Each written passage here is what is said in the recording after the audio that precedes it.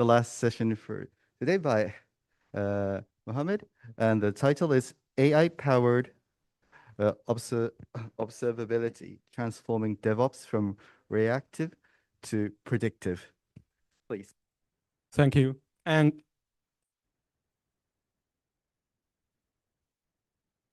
good evening, everyone. And thank you for keeping up with us. We are a little bit late, 5 minutes. Well, some technical issues, but we're over that by now. So welcome to AI-powered observability, transforming DevOps from reactive to predictive. As you can tell, my name is Mohamed Wali. I do work as a solutions architect at AWS. I'm so thrilled to be here today at DevOps Days Tokyo. I'm going to share with you some of the AI features that we have at AWS that would help you to fundamentally transform the way you approach observability and incident management.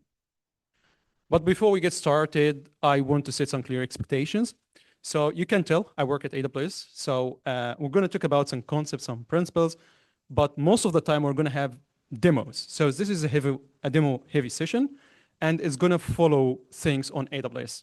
So if you're not familiar with AWS, I hope this can be an eye-opener about what do we have, how we can do things on AWS. But if it's not an area of interest to you at all, I can't understand that if you don't want to follow up or continue in this session. So if that's the case, please feel free to join another session, which also might be worthy or more worthy of your time. That being said, let's get started. So how many of you actually have experienced the following before? You know, you get paged at 2 a.m., you have to sift through thousands of lines of logs, and you need to address an issue that you have just had. Anyone have experienced that before? Okay, we can see a few. I mean, working as a DevOps engineer previously, this is something I got to experience every now and then, and I can assure you, it's not a pleasant experience. Well, first off, waking up in the middle of the night, having to address some problem. Sometimes you even need some stakeholders to help you share further information about a specific component you're not aware of, and so on. And this is kind of how traditional observability looks like. It kind of starts from the fact that you have lots of logs, lots of metrics, lots of traces, and they're scattered all over the place. You need to chase them. You need to get to know what actually correlates to what. And it's a bit of an overload of data. We are kind of drowning in it. You get like 100 alerts when an issue happens, but you really don't know how to prioritize these alerts. Which ones are the ones that really should get your attention at the beginning of the troubleshooting part? And while you're going through it, the first 45 to 6 minutes are usually even spent to just correlate some events manually, so you know actually where to go and how to address that further. And that, by the time you figure that out, that, okay, I need to do this with troubleshooting, your customers are already impacted, which puts you in an unpleasant situation where you get kind of stressed because your managers or other stakeholders are pushing for a fix as soon as possible. So that has been the traditional way, and it has been quite a tiresome approach.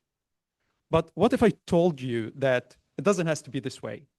And it actually there can be a monitoring system that can help you understand what's going on in your environment and help you address that further.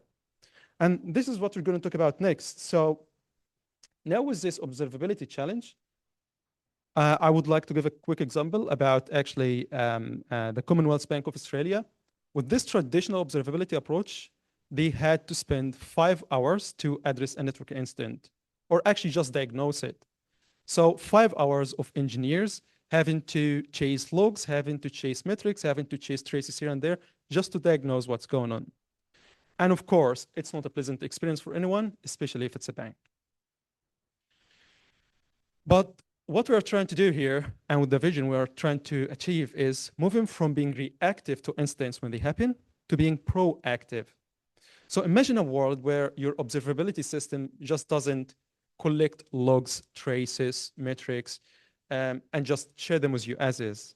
But it's more of a system that actually can engage with you and explain to you in a natural language what's going on, how to achieve this, how to do that. Also, it's not only about giving me an idea about what's going on, but I also need to be helped in predicting what's waiting me ahead by analyzing what's already in my system, from my past history, so I can take certain actions before an issue starts to happen or to arise. In a nutshell, what we are aspiring as DevOps engineers, for example, is a partner, an operation partner that utilizes AI and can help me to achieve that. Remember the 5 hours incident from the Commonwealth Bank of Australia that I was just talking about? It happened last year. And by using AWS DevOps agent, they actually managed, by running through the very same issue, they were able to diagnose the issue not in 5 hours, in 15 minutes. And of course, if you scale that on a huge scale environment where you get problems often, this of course saves you lots of time and of course lots of repetition as well. So I've been talking a bit about AWS DevOps Agent, what it is in a nutshell. So AWS DevOps Agent is a frontier AI-based agent that we released and announced last reInvent in December. And it's simply your AI partner that has been talking about. It goes ahead, scan what's in there, helps you to understand your environment. So it acts autonomously when it comes to incident response, which saves you plenty of time. Just imagine you open your laptop and find out that you have received a Slack notification telling you, hey, this has happened during the night and I managed to achieve it. Would you like to know more information? And then you can be navigated to all of the analysis that has taken place, what has happened, and what exactly the step that has been taken, and what was the root cause even.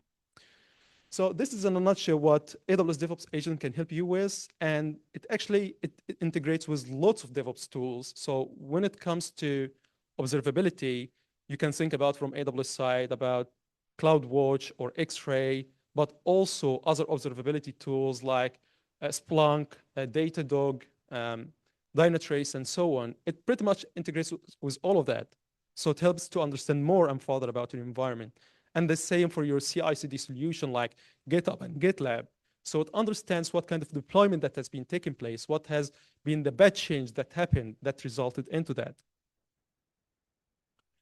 But DevOps Agent has a bit of a secret sauce that works behind the scenes that helps it to achieve that, which is the application topology that it manages to capture and form for you. So this is a 4 phases of kind of thing that works behind the scenes. The first thing is the discovery phase, and that is actually using the identity and access management to help you discover what resources you have and which resources they have access to each other. That's the first step. The second step is to define the relationships. Now I get to know the permissions.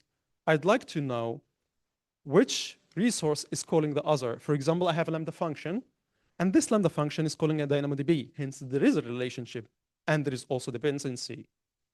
The third part is the telemetry, and that's quite important, of course, when it comes to diagnose your problems and troubles. So think about having these kind of scattered data of logs, traces, and metrics.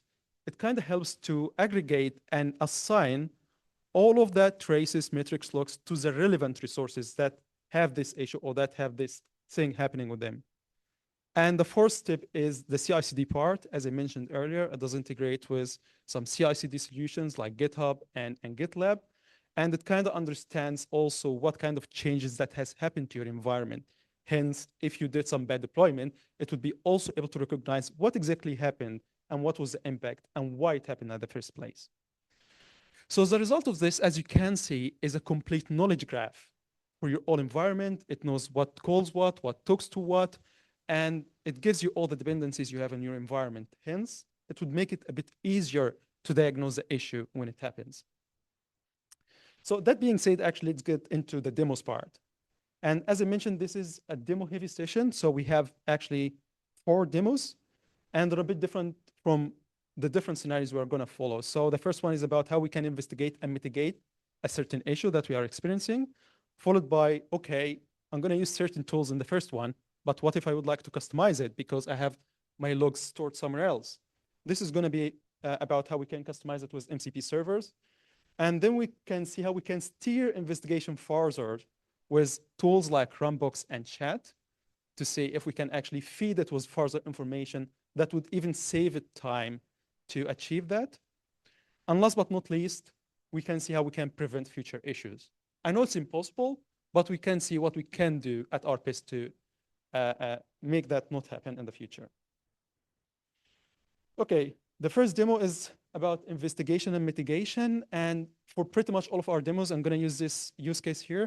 So this is a microservice architecture called robots as a service. And it's kind of looks like the following. So we have a user that first accesses the app, the output app, via an API gateway. And this API gateway redirects the request to the bot service, which from there redirects this to the right service to be handled. For example, if I want to schedule a robot by making sure what is the available robot for now to assign a task to them, but also can from there talk to the action service, which is going to execute commands against the robot using AWS IoT. And we also have the force service, which actually helps us to provision these robots. So this is a real distributed system. It has multiple services. It has different databases. It has different complexities that we would actually have in a real application in our environment. So with that being said, let's see actually this in action. So let me show you actually how easy it is to break production. Here's my cache service code. I'm adding what seems like an innocent timestamp field. Just want to measure cache efficiency, track how long items are cached. It's just adding data, not changing behavior. Completely harmless, right? So I push this to production and boom, things start to break. So in this demo, I'm using Dynatrace for application monitoring and watch what happens. Davis is actually immediately detects the anomaly, no manual configuration needed. It spots the failure rate, which increased right away. And then it looks at the dashboard here. We have the bot service showing errors, and it's kind of cascading. So the entire stack is actually affected, and every service showing elevated failure rate. This is definitely bad, as you can see.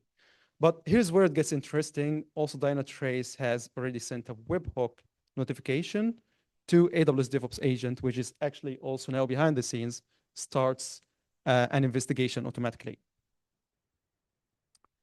Let's look actually at what's happening behind the scenes. So if you open it here, don't worry about the chat window. We're going to talk about that later in another demo. But what we're seeing here is the instant payload that Dynatrace Davis sent to AWS DevOps agent. So you can pay the attention to the details here, the specific problem description, which services are affected, and most importantly, the exact timestamp to the milliseconds. So this precision also gives you a clear idea or a clear starting point for its investigation. All right, so let's jump to conclusion. The agent has finished its investigation, so let's see actually what it found, which is the root cause. So looking at what the agent found, which is a code deployment caused a cache serialization format incompatibility in the bot first service. I mean, I think it sounds familiar by now because we did that. So it identified the new timestamp field that I added, and here's actually what I also found impressive about it. It understood the code well enough to realize that the deserialization method couldn't handle this new field. And here's a detail I really want to highlight as well. The agent noticed that the cache misses were succeeding. So requests that skipped the cache entirely went straight to DynamoDB, actually worked fine. And that's nuanced observation also that might not be obvious at the first glance, but it's a critical evidence. So it proves the problem is specifically in the cache layer, not elsewhere in the stack.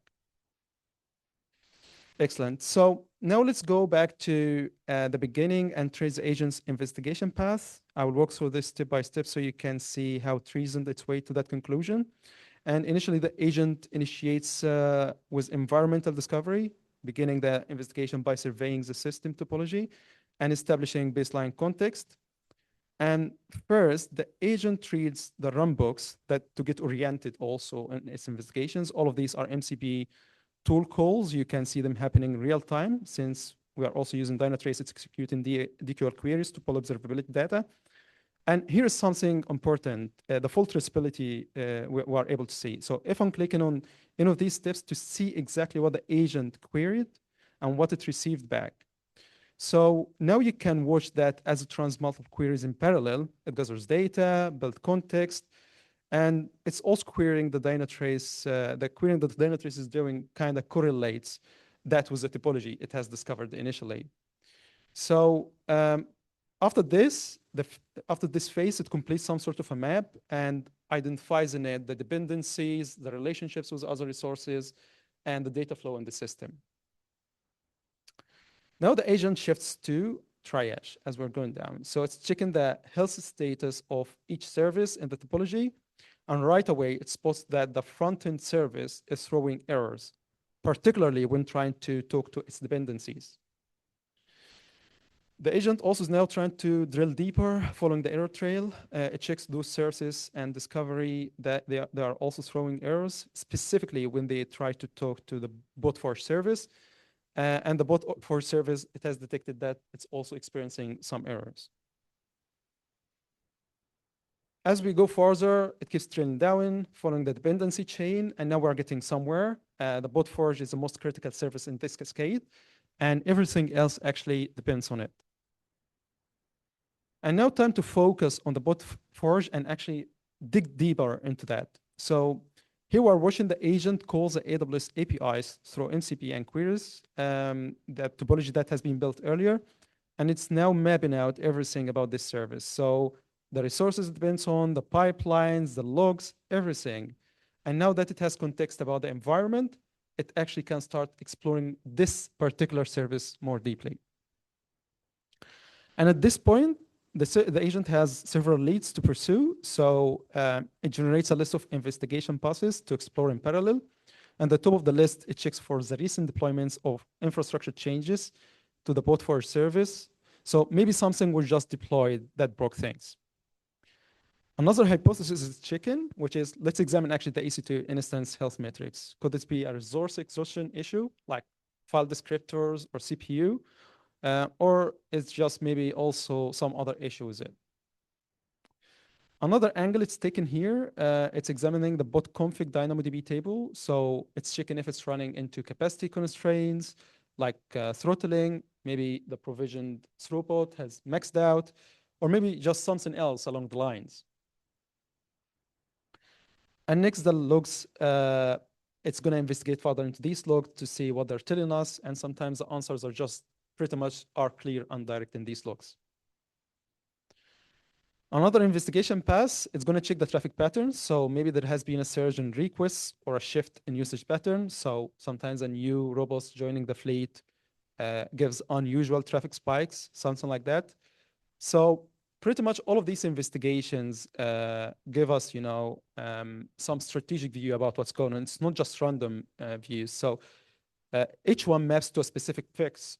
If you remember the first one about the CPU exhaustion, well, there is a solution for that, which is add more capacity initially, at least to address the issue. If there is a bad deployment, okay, then we can roll back. If there is a database throttling, we can increase throughput. If there is a traffic spike, we can scale out. So this is why the agent checks all these areas. So it's building some sort of a decision tree behind the scenes for remediation. So that's a lot to investigate, right? But here's the beauty of AI. The agent doesn't tackle these one by one. It initiates multiple sub-agents and investigates everything in parallel. So it has way more hands than I do personally to do all of these investigations. So I would be stuck if I'm doing that troubleshooting myself to check deployments and then logs and the metrics. It pretty much do all of that at the same time. So it saves me time and gets me to the root cause as fast as possible. So here, rather than diving into each, as I mentioned, the sub-agent go ahead and check every one of them, give me a detailed output. And let me show you some of the highlights, the critical findings that have actually emerged from this parallel investigation. So these are kind of the insights that would show up in your Slack channel, for example, if you get notified as the investigation progresses. So the agent here in this one in particular found a CloudFormation stack deployment with this new launch template version that we have just done. But it also checks out or do some extra credit work here. So what it's doing actually, it doesn't stop at finding the deployment issue. It also identified exactly which instances were added and replaced during the stack update. And since I deployed this using a blue-green strategy where instances just get replaced, the agent connected the dots. The instance started at the exact moment the errors began appearing. And that kind of gives me some solid detective work happening behind the scenes in the meantime. So let's look at what else the agent noticed. So it's investigating a ton of different signals. And here's something I really appreciate. It shows me what it ruled out, not just what it found suspicious. So that's really super useful because it tells you, hey, I looked at this and here's why I think it's not a problem. And it's pretty smart about it. So the agent also here found a CPU spike on one of the instances. So timing wise, it lines actually up very well with the instance. So it seems suspicious, right? But the agent goes like, wait, this is a brand new instance that just posted up. So of course the CPU is high because it's doing installing some software, it's configuring some stuff here and there. So it kind of makes sense that the CPU is high, and that's kind of irrelevant to what we're trying to do with troubleshooting this issue. All right, so this is all the evidence collected so far, and now the agent dives into the logs it found, the log files coming from CloudWatch, local files, wherever they are stored, and started to analyze them. And this is also where things get interesting, since also stack traces start appearing, and the agent pinpoints the exact line of code that's actually causing the problem. You can also look at this where the agent tracked which instances came online and which were terminated. But here's the really interesting part. It kind of digs through the logs. It noticed also we had some cache misses requests. The ones that bypassed the cache entirely succeeded just fine. And that's already quite a big clue for us. So it's not a data problem. It's not a logic problem. It's specifically a cache problem. Perfect. So here's also the code deployment. The agent integrated with my GitHub Actions, so it sees the actual code changes, not just the infrastructure modifications from CloudFormation. And this is where things get really impressive because the agent is connecting the dots. So it's taking evidence from the logs, the stack traces, and the cache behavior all together, and then start to correlate them with the specific code changes in the deployment. And by the end of the day, we got the whole story put together. Excellent. So all the sub-agents are done with their investigation. Now the agent takes all that evidence and synthesizes it into a coherent conclusion. It's connecting all the dots that we just walked through, and there we have it, the root cause we saw at the beginning. Eventually, the agent managed to crack the case. In practice, also, when you get to the Slack notification and jump into the investigation, you'd go straight to the root cause summary, and it's nicely formatted. No need to go through tons of raw data and technical logs.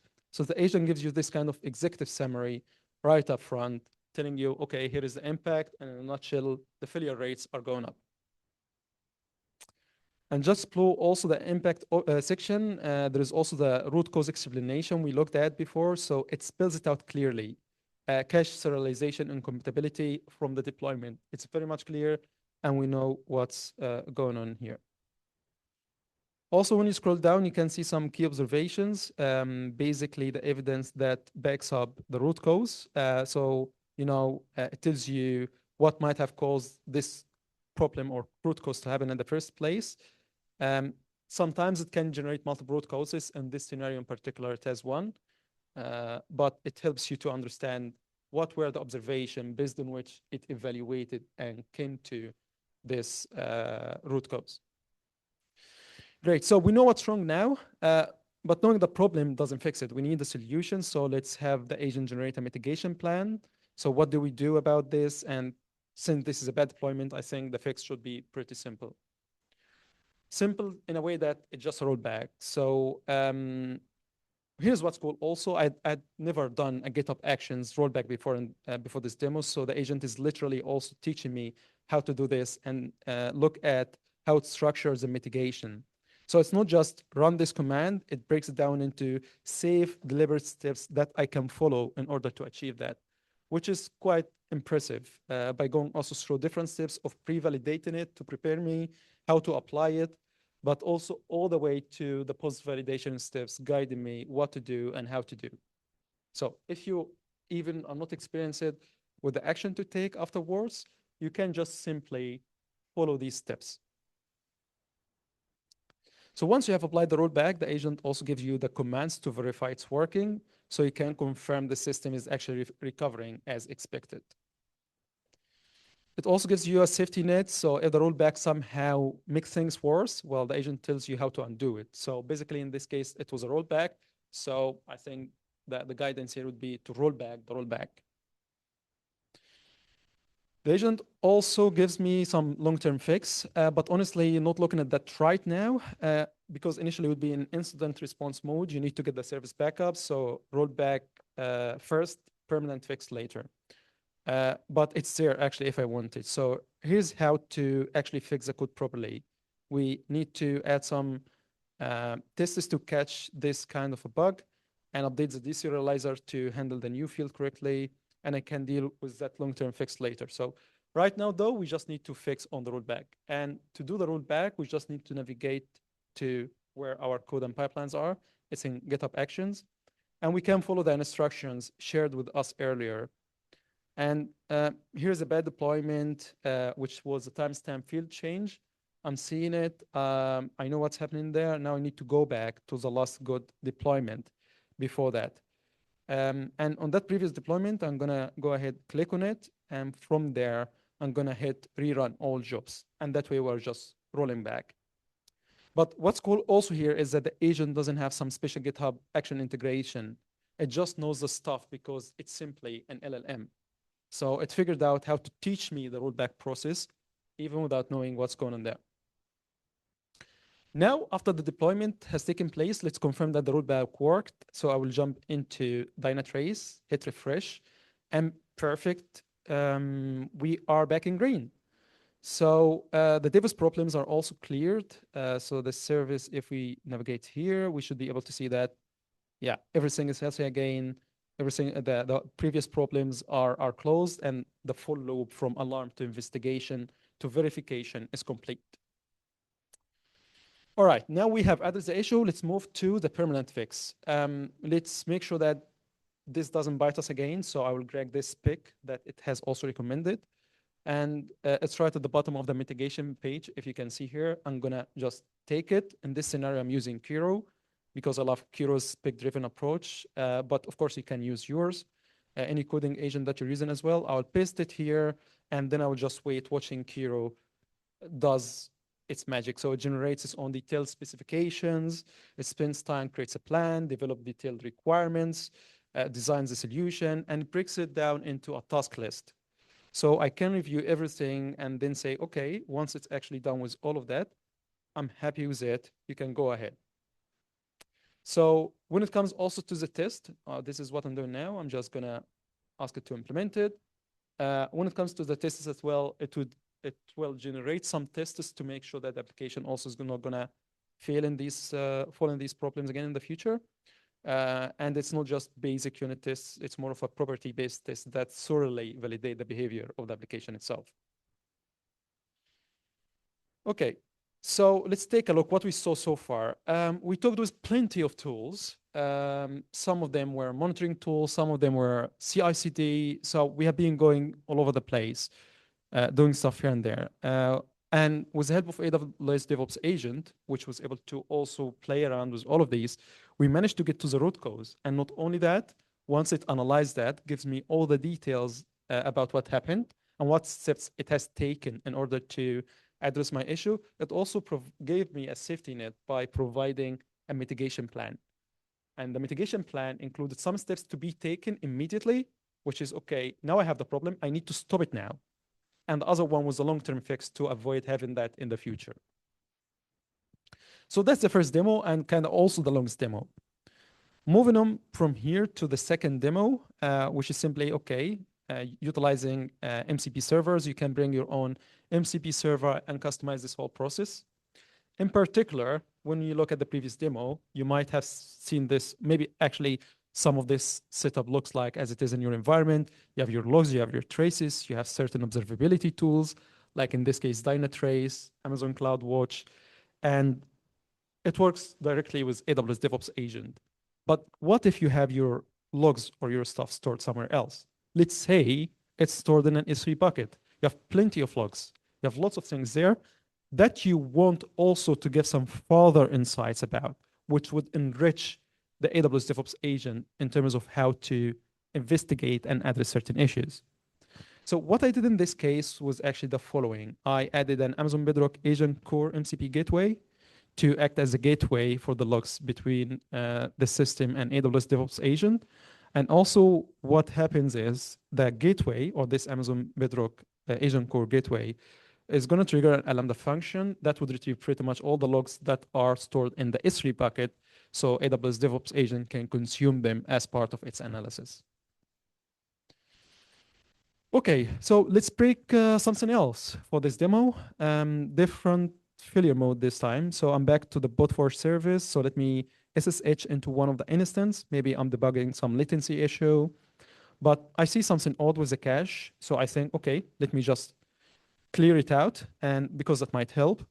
So I go into the cache directory and delete the files. Fresh start, right? You would think it's fine, except it's not fine, because it turns out that manually nuking the cache files was a bad idea. So here is an investigation, which got kicked off by a CloudWatch alarm in this case on the application load balancer. So the investigation methodology remains consistent with demo one, but the observability tools differ based on the infrastructure layer.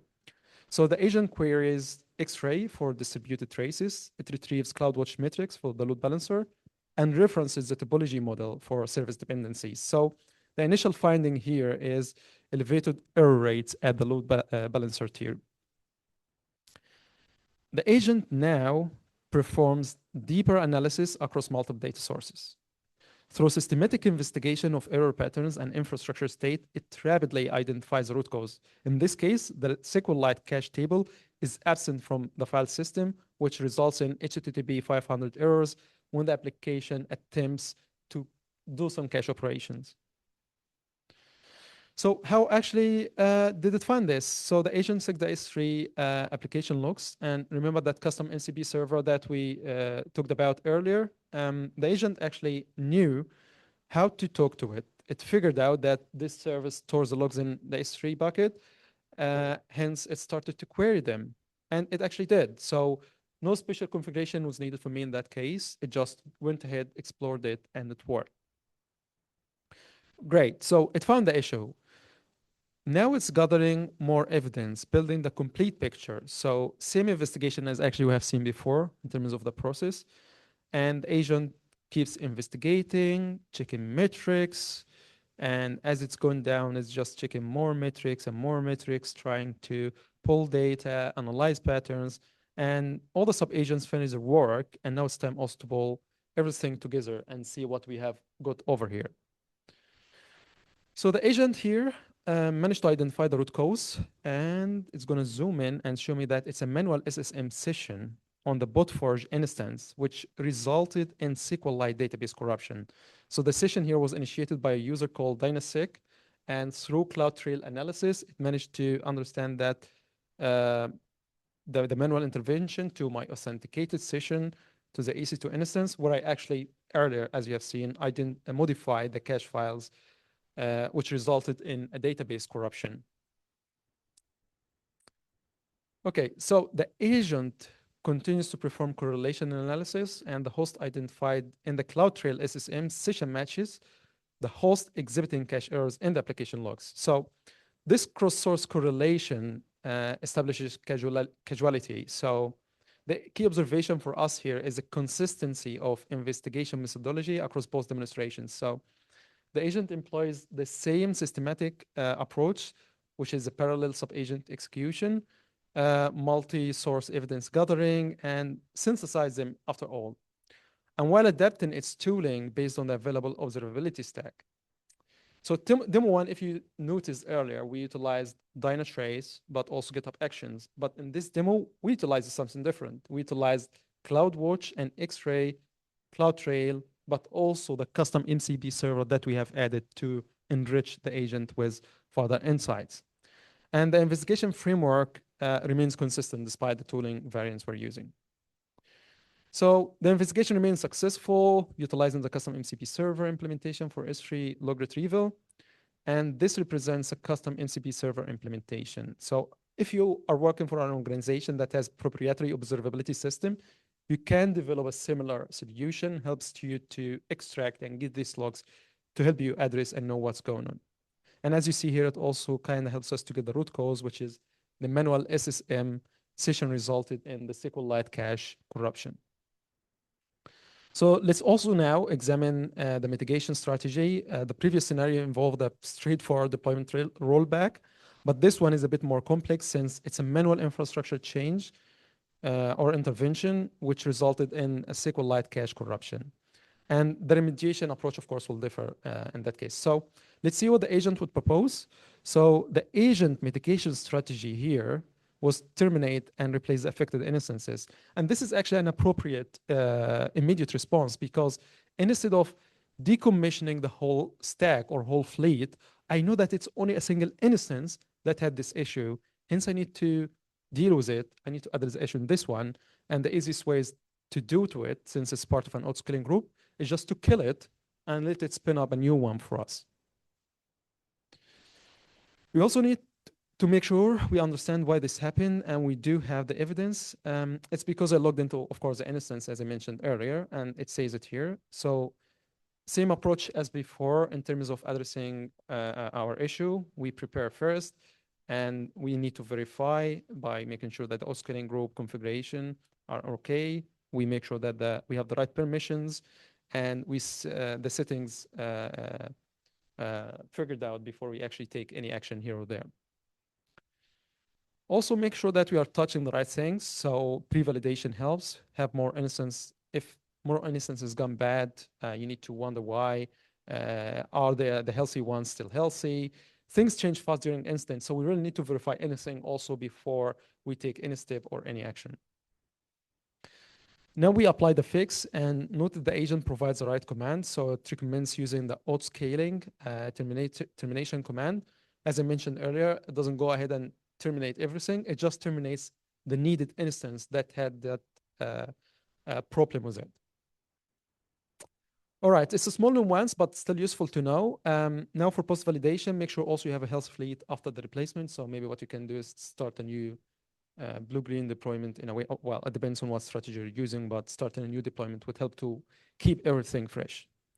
And of course, if anything goes back, the rollback is already there to help you address any issues you might have.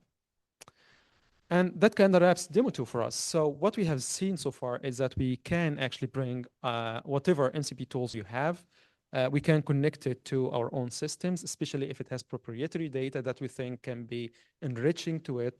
It can help us also to, during the root cause analysis, we were able to get this kind of gray failure of single instance. So when you see it, how it addresses the issue, it didn't demolish everything, but it went directly to the very specific thing that had the issue and advised us how to deal with it.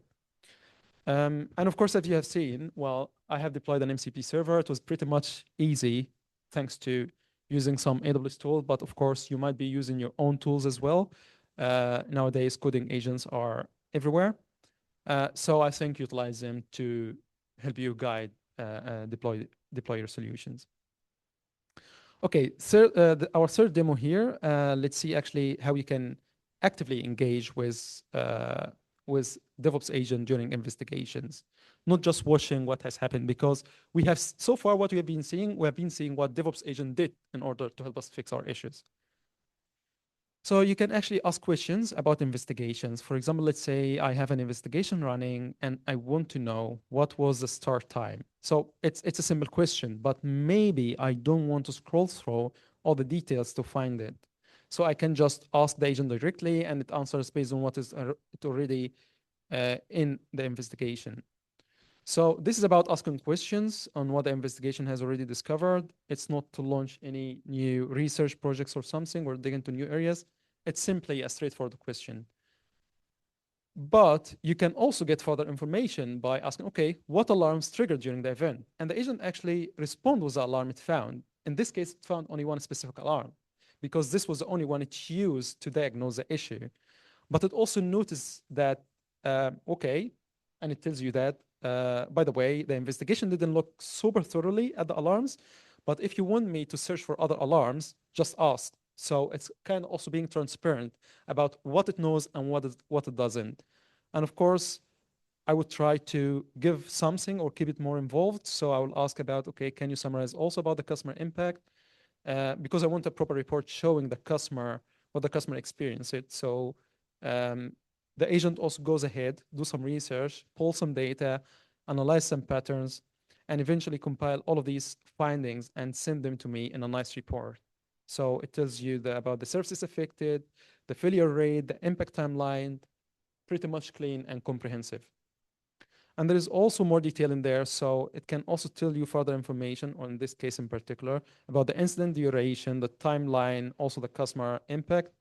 And it pretty much describes everything in terms of how many service actually works. So it gives you some sort of a context-aware reporting. And if I ask a deeper question, I can say, okay, but how many robots were impacted during this incident? So what the agent does here is it needs to do some additional queries to answer this because it doesn't gather this data in particular at the first glance or during the first investigation. So it's going to take a moment to run those queries. And you can also watch it in, in the meantime, also executing some DQL queries against Dynatrace. Because also the spans we have there are where really the rich information lives. So it gives you the information needed to pursue and continue your investigation. And once the agent queries and spans the logs, it managed to figure out exactly what data it needs to pull, answer my question about which robots were impacted, and then it delivers the answer. So it tells me we found 91 unique robots that experienced issues. And here is how they were impacted. It sees exactly the core reason, which is the HTTP 500 errors. So it's kind of breaking that down as you see here by API, all great, because this was all in the Spain data. And I don't know how to figure it out, but it managed to. And the agent also provides a nice overall summary of the impact. So this is not something it was specifically coded to do. It just thought that, would be useful also to give me this further information while I'm doing my investigation. Okay, so now you can also steer these investigations while they're running. So maybe you came to open your laptop and then you actually get to know that, hey, I have an investigation going on because some problem happened behind the scenes. So while this issue is happening and the investigation is taking place by AWS DevOps agent, you can even steer the investigation in a way that might help the agent itself to go right to the point. So you can ask a certain question, maybe you can redirect it to a very certain service that you might know it might have caused the issue. So this kind of help us to save some time and get to know the root cause as fast as possible. So you can also just explore your environments or chats. So it's not just instant response. The agent is also optimized for explain this alarm, what's broken right now, but you can ask it anything. Sometimes I just start an investigation without a specific alarm. So I tell it, don't investigate anything. I just want to ask questions and the topic to be determined later. And from there, I keep communicating with it. And it really gives me lots of information about the environment I'm having. So here I'm just asking it like also, what do you know about the environment? Can you investigate certain instances? And then it starts to pull and gives me more information. So the agent just takes, checks instances, looks at the topology, looks here, looks there, looks at what other resources it has a relationship with.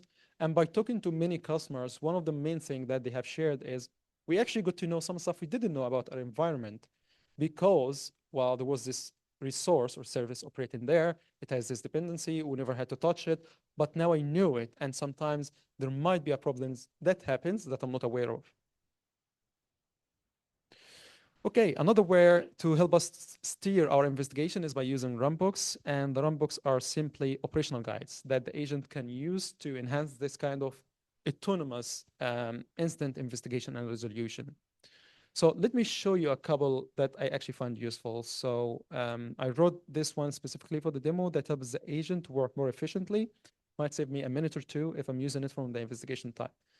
So I give the agent an overview in the runbook explaining where I'm storing all my operational data. And in this case, I was using logs stored in an MCP server. And I'm doing code deployments through GitHub Actions in this case. So I documented that also in the runbook to give it a head start. And by also giving it this kind of information, Again, it gives it a head start. It knows where to look first, and that kind of helps. And that's one kind of a runbook, giving the agent a helpful nudge. I also wrote that for a custom log MCP server I mentioned earlier. And I found that the agent was using the MCP server okay, but it kept querying for logs from the current minute, like right now, but you can also tweak it, or instead of letting it continue retrieving the logs without delay, you can tell it, okay, my logs go with 2 minutes delay. So can you look for that? It would figure it out eventually, but you can actually guide it by just telling it immediately instead of having it to go through multiple retries. Also, a good login service like CloudWatch Logs would package up traces and everything into the same log line. In my case, my MCP server let you grep errors, but it didn't return any data after the line it found. So you couldn't see the stack trace. This also you can add as guidance to the runbook, like, hey, don't forget to ask for extra line after the match so you can actually see the full stack trace. Give it the tips, and it's really going to have this kind of head start, address the issue as soon as possible. So that's it. For demo 3, you can actually influence the investigations going on with your own insights. That helps to make the agent address the issue faster. You can just use chat as well to learn more about your environment. It captures all of these data, and it tells you what depends on what's going in here. And while you're just chatting with it, you would be surprised by the new information you know about your environment. And eventually, you can just, by steering the investigation, you'd be able to speed up your future investigations using chat, but also runbooks, because runbooks in particular are pre-prepared operational guidance that you share with the agent. That takes us to the last demo, which is going to be quite fast, which is preventing future issues. As I mentioned earlier, it sounds impossible, but we can see actually how we can achieve that.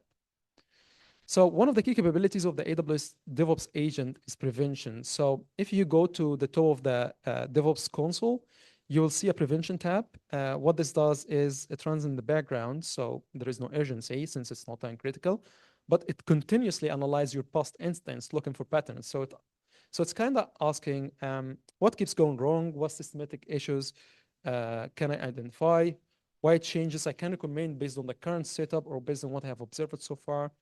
So in this case, I had been intentionally also injecting a bunch of failures into this environment for demo purposes. So it looked at the last 19 instances and came up with recommendations, and they are categorized in like governance, infrastructure, observability, and so on.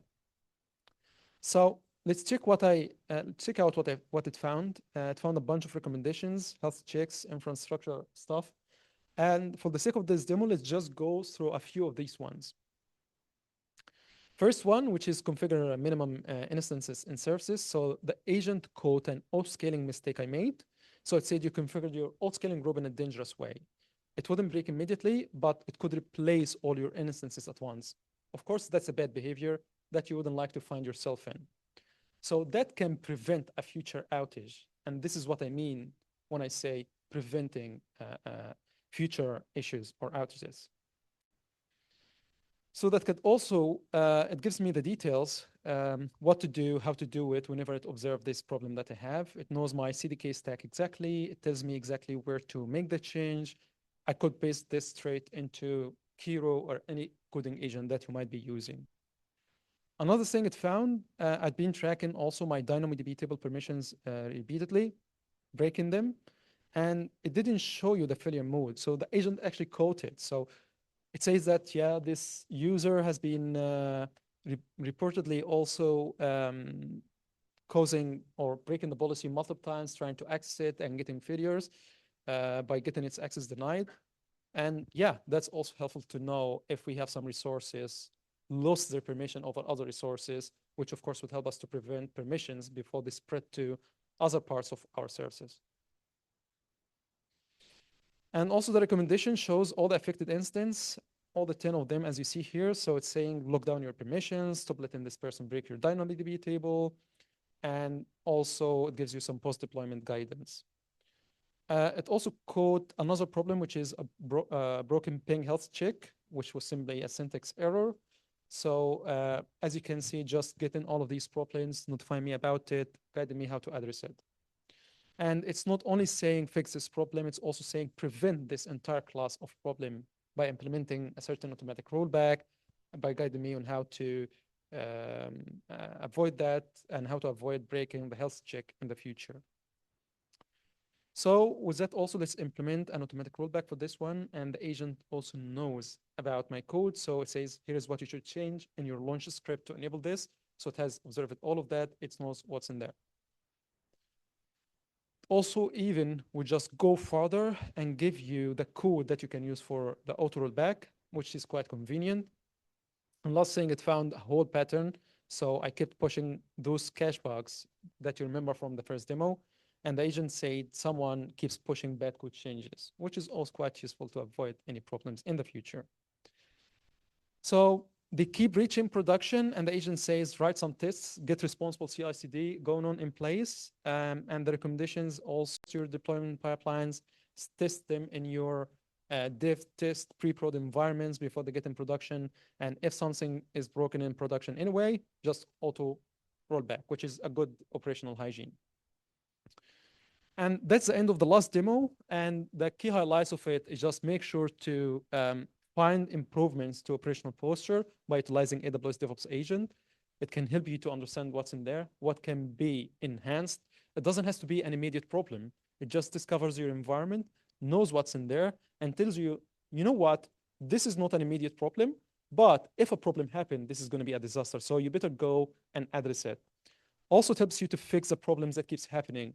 I think pretty much all of you have these kind of in the background problems that we keep experiencing, and we really don't know why they happen, but they get fixed as well. But also utilizing the agent here would help us to understand that and fix them. And finally, it helps you to prevent these kind of recurring issues by giving you a long-term solution. You would address them, you would be in peace, and that would help you to achieve it. So it has been a very long demo so far, I can imagine. I hope you found it useful. That was pretty much it for the day. I appreciate your time. I thank you so much for joining my session today. That being said, I know we are a little bit over time, but I'm more than happy to stay around if anyone has any questions. I'm going to be probably also in the networking party, so feel free to reach out. Thank you so much, and I'm wishing you a nice day ahead.